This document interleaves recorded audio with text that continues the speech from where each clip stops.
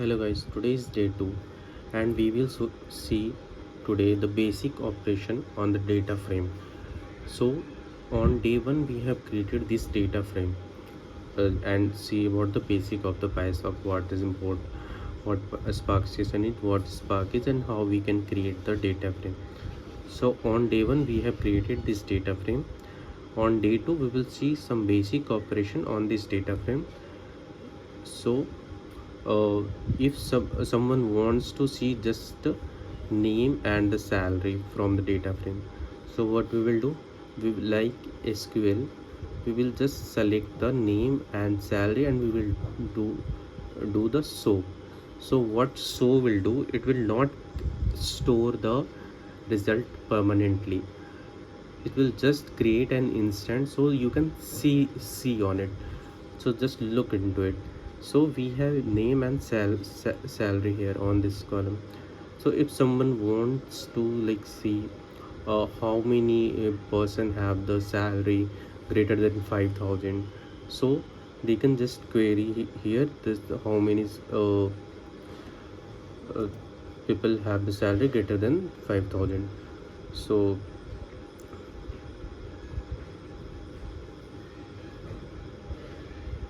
it is saying df is not defined as the cluster has went offline. So we need to again connect to the cluster and run the first sale.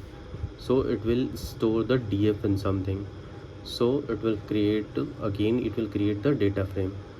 So it is like revision only.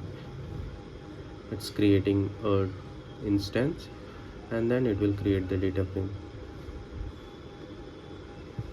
So it create the data frame. Now we can do the filter operation on this. So previously you can see that as I'm selecting greater than 500, it has one more column Subham in it. So now greater than 5,000, Subham does not belong here. You can also select like you're creating this object df salary and 5,000 here, but you can directly also filter like df dot filter and then you can directly query salary greater than 1,000. You can, this is also one way you can filter this. So now you have to create one column range where you need, if the salary is greater than 7,000, it's high. If the salary is greater than 6,000 but the less than 7,000, then medium, or else it's low. So what we are doing, we are importing the from Pyspark.sql function. We are importing everything. So df dot with column, we are creating a column range and we are doing when here. We are not doing if, because if is not supported in with column. With column, this you have to use when df dot salary is greater than 7,000, then it's high. When df dot salary is less than 7,000 and df dot salary is greater than 6,000, then it's medium, otherwise it's low. And we are doing so its range is shown here, but it will not store here because we're doing only so.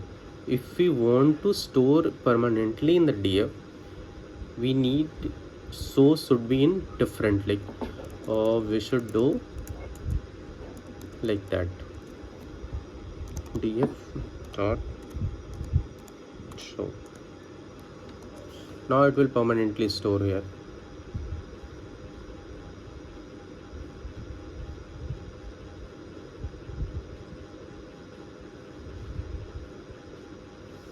But we are not storing it into the data frame.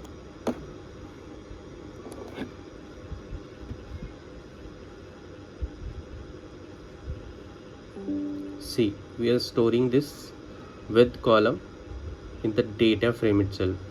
You can name it other name also, like you can name df like 2, df clean, anything you want to see, then you can store it here. Now it's permanently in the data frame.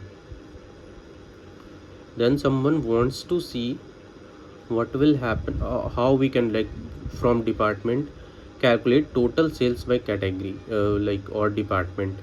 So what we are doing, we are doing on this df dot group by department.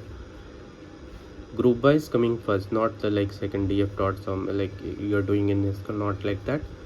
It's df dot group by first department, and we are aggregating importing aggregate and sum from the SQL function. So we are using dot aggregate.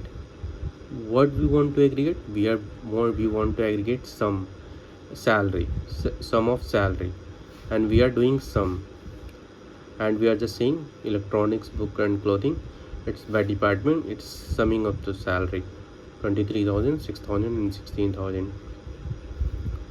Then we want to sort by amount, like descending, like whoever the highest will come to first.